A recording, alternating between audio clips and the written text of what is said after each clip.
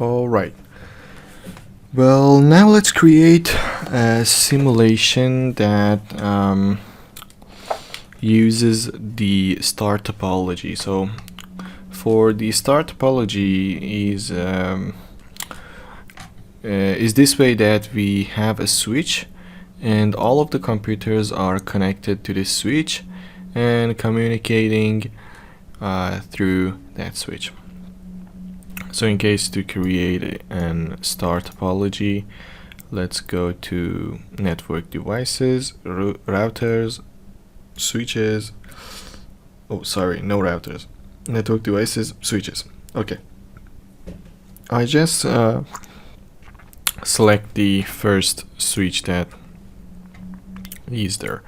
So let's add another computer as well, and let's delete the wires. So, okay. Now let's connect all of them to the switch.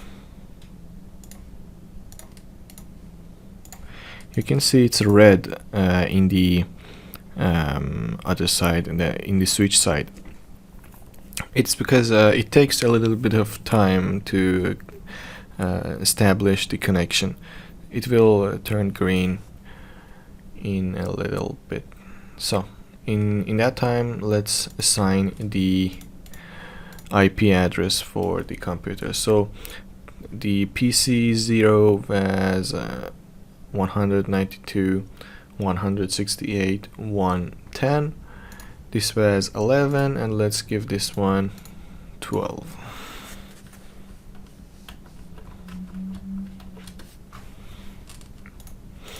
Okay, you can see the connection has been established, and now let's communicate through the connection. I'll say ping 192.168.1, and let's say 12. Okay, you can see now the connection is stable, and we can communicate from the computers. And let's send the packet as well from the 10 to 12, and let's start. Okay,